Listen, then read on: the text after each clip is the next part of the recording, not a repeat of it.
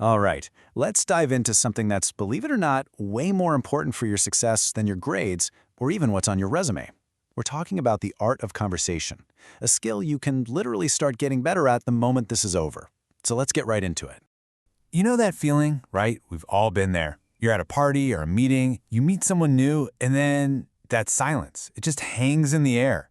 You're scrambling in your brain for something, anything to say. Well, what if I told you there's a really simple way to get past that feeling for good? I mean, just let this sink in for a second. Stanford did a 10-year study on their MBA graduates, and what they found was wild. Their grades had almost zero to do with how successful they became, but their ability to talk to people, to connect, that was the game changer. That's the power we're going to tap into. So where do we even begin? Well, it all starts in those first few seconds. We're talking about that make or break moment, the first impression. And trust me, it's about so much more than just the first word you say. Think of it like a complete package. It's your body language. Are you standing open and confident, or are you closed off? It's the sincerity in your smile. And yeah, of course, it's the words you pick.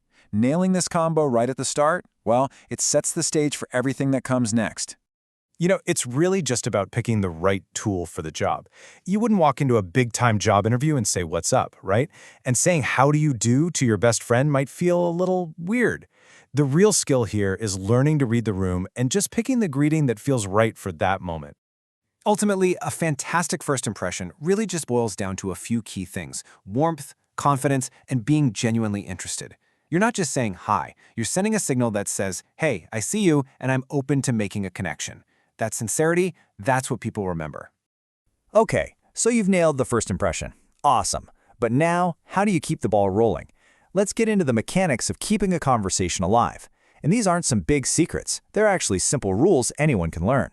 Now, I know this sounds a bit like it's from a textbook, but the idea is super simple. A conversation is not a speech. It's not a debate. It's a dance. It's a two-way street where everyone gets a turn to talk and, just as importantly, to listen. So here they are, the 3 big unwritten rules. First, know how to start a conversation, but also know how to end it without things getting weird. Second, share the spotlight. Don't be that person who talks the whole time. And third, actually listen. Don't just wait for your turn to talk. Pay attention, show you're engaged. All right, now for the super practical part. Knowing how to talk is one thing, but what do you actually talk about? This is huge. Picking the right topic can make a conversation fly, but the wrong one can make it crash and burn. Think of these as your green light topics. They're universal, low risk, and they're perfect for finding some common ground. So instead of a boring question like, "Seen any movies?" try something more open, like, "What's the best thing you've watched lately?" It just invites a much better answer, you know?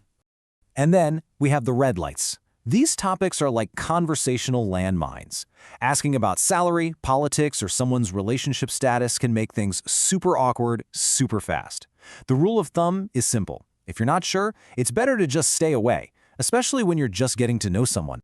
So we've covered the why, the how, and the what not to do. So how do we put it all together? Let's bring this all home and talk about your path forward from here. This right here is the most important thing to remember. Nobody, and I mean nobody, is born a perfect conversationalist. It is a skill. It's just like learning to play guitar or getting good at a sport. It's something you can practice and improve. It all just starts with deciding you want to. So let's make this real. Out of everything we just talked about, what's one little thing you can focus on this week? Maybe it's just making better eye contact, or maybe it's trying one of those open-ended questions we mentioned. Or hey, maybe it's just focusing on really listening. What's the one thing you'll try? Because that's the thing, isn't it? Every conversation is an opportunity.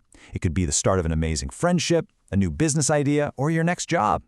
The skills are simple, the rules are clear, and the potential is just limitless. So go out there and start building some connections. You're ready.